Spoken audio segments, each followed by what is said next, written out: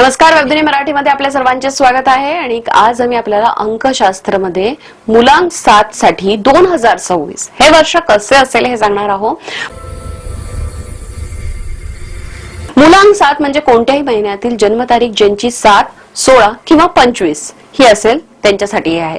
तर मुलांक 7 ज्यांचं आहे त्यांच्यासाठी 2026 हे वर्ष कृतीचे वर्ष असेल. शिस्त आणि कठोर परिश्रमाने हळूहळू निकाल देणारे वर्ष आहे. या वर्षी तुम्हाला एक महत्वाची नेतृत्व भूमिका मिळू शकते, ज्यामुळे कुटुंब आणि समाजात तुमचा आदर वाढेल. तुम्ही तुमच्या कामाबद्दल गंभीर असले पाहिजे. गेल्या वर्षीच्या तुमच्या कामाचे फळ यावर्षी मिळणार आहे. आव्हाने तुमच्या संयमाची परीक्षा घेऊ शकतात. त्याचा खंबीरपणे सामना करा. ती तुम्हाला यशस्वी होण्यास मदत करेल.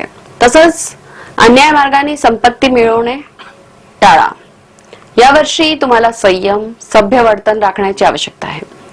करिअर बद्दल बोलायचं तर यावर्षी तुम्हाला कठोर परिश्रमानंतर व्यवसायात यश मिळण्याची शक्यता आहे. तुमची आर्थिक परिस्थिती चांगली असेल आणि समाज सेवेत गुंतलेल्यांना फायदा होईल.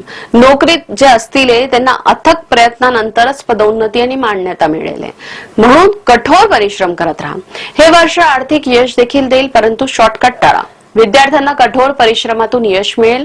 नागरी सेवा, मालमत्ता व्यवसाय, सरकारी नोकरी, शेती, खाणकाम, कायदा आणि ज्योतिषशास्त्रातील व्यक्तींसाठी हा काळ अनुकूल आहे.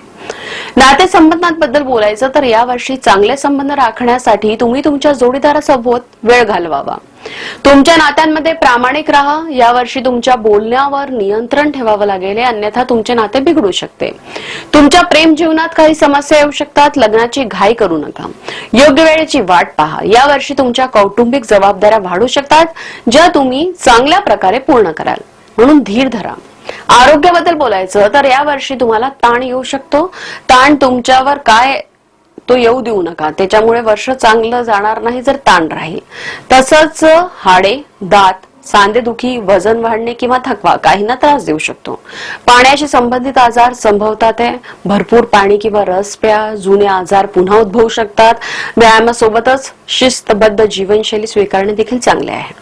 आता आपण उपायांबद्दल बोलू तर शनिवारी गरजूंची सेवा करा. काळे कापड किंवा मोहरीचे तेल दान करा. शुभ रंगाबद्दल बोललं तर हलका निळा आणि हिरवा हा फायदेशीर ठरणार आहे. तसंच लाल, पिवळा आणि सोनेरी रंगाचा वापर कमीत कमी करा. तसंच शुभ अंक जे आहे ते 5 आणि 6 आहे.